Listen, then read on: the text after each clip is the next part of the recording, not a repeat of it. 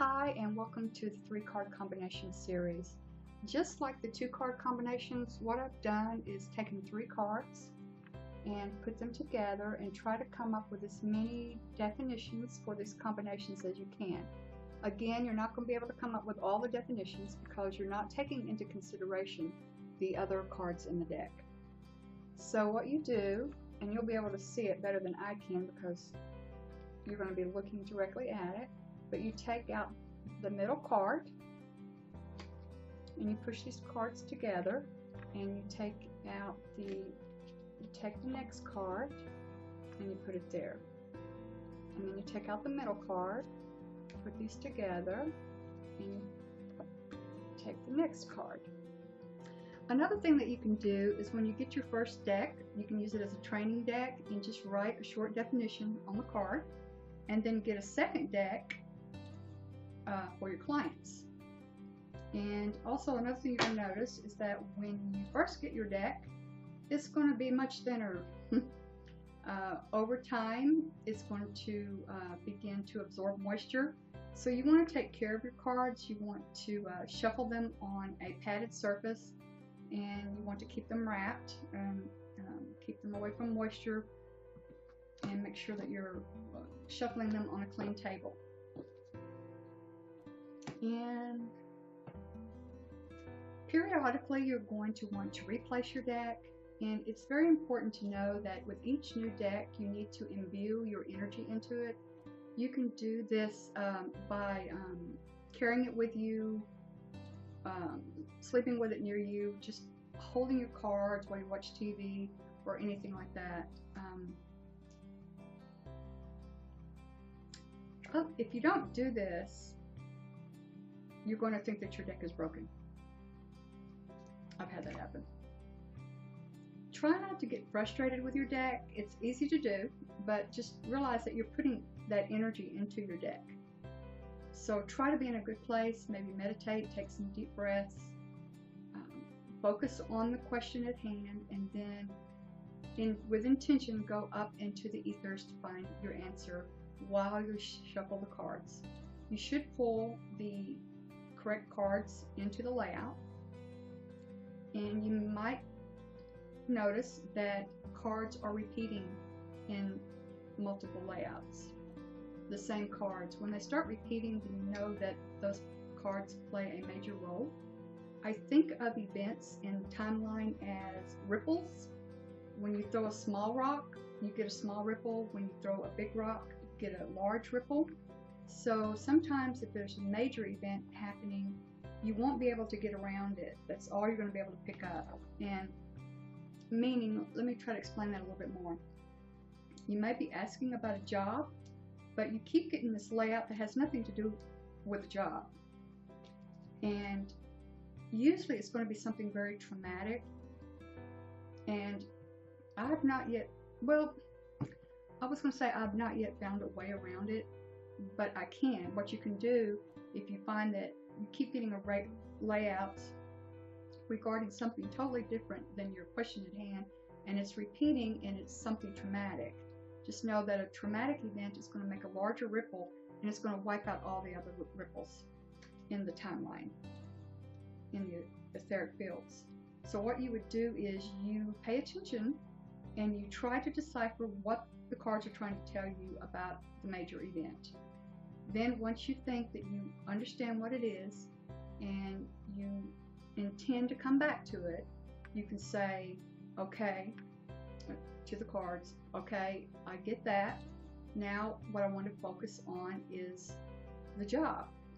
So only bring the information about the job and try to pinpoint or fine-tune the reading just for the job. The information about the job is still going to be there. You just have to process through the other major event, get it out of the way.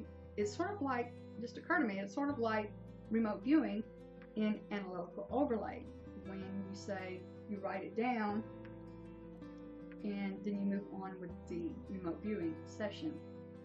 Something else has interjected itself, you write it down, put your pen down, and then you pick it up, pen up, and you go back with your remote viewing. That way you've got this other interference taken care of and out of the way. It's the same way with the cards.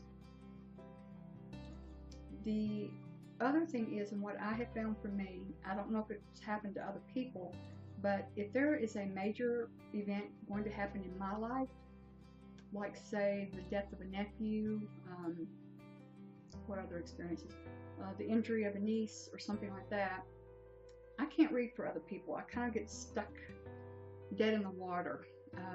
And sometimes I mistake the reading for the client, or I mistake the reading for the answer to my question, I would say. Also, the closer that you get to an event, the more likely that it's going to occur. So you want to continue reading right up into the point, and also know that we can change what's going to happen. So we have an effect right up to the very end. It's not like it's written in stone that this is absolutely going to happen and there's nothing that you can do about it, because there's a lot that you can do about it. You can use the cards for example, to change what happens. You know, you make sure you get the right car and that sort of thing. The reason we get readings is to change things. Say, for example, you had 2 jobs to choose from. So you would do a reading on, what if I choose this job, and what if I choose that job, and see which one is better. Or what if I buy this house, and what if I buy that house? What if I don't go on that vacation, or what if I don't take that trip, or what if I do take that trip? And then you can make your choices based upon your readings. That's the awesome thing about tarot, and it works. Periodically, you're going to want to clean your deck. I don't mean like wash them, but I mean energetically clean them. And one of the things that you can do is, with intention, because intention is everything, is blow on the deck. So you're visualizing that you're blowing white light, or that you're just blowing all the negative energy on them, and you just blow.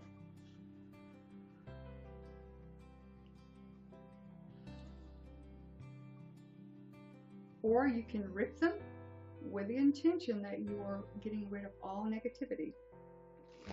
That's ripping.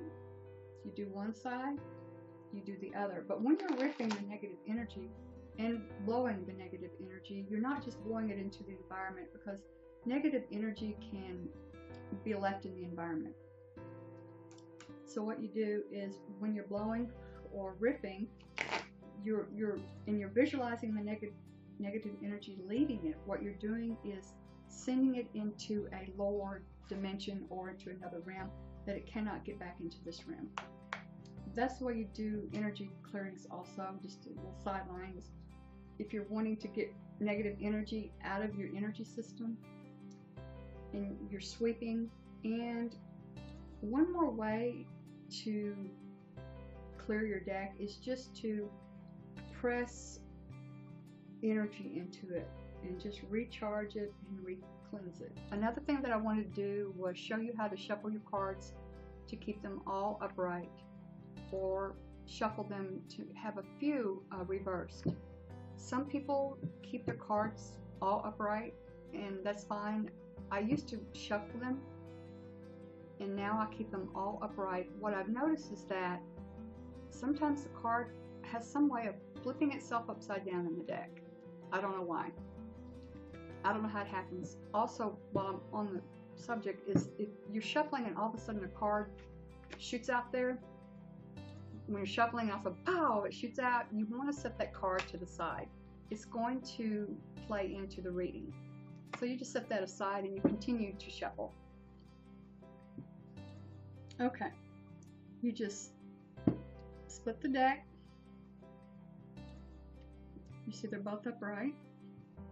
And then you would shuffle them from the sides, like this.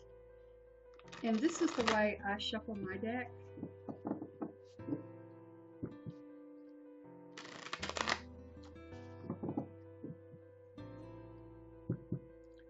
The other way that you can shuffle the cards and keep them in the same direction is to lay them on their side and split the deck.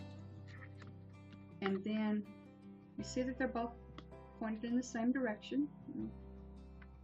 Yeah, the two heads. His head is that way, and his head is that way. So you just shuffle like that, and then I just kind of do a fancy thing right there. And then do it again. And you see that the cards are still staying all in one direction.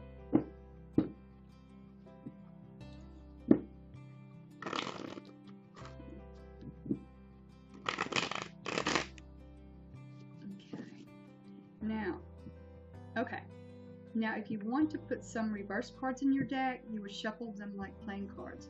Again, you would split them.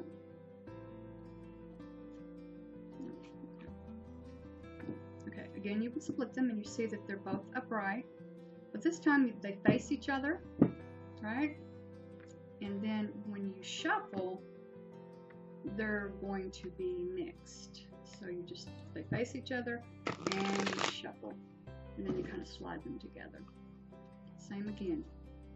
Face each other. Now you see I've got a reverse card in there, this one. Okay, that's it. Well, good luck, and see you back here again soon. Bye-bye.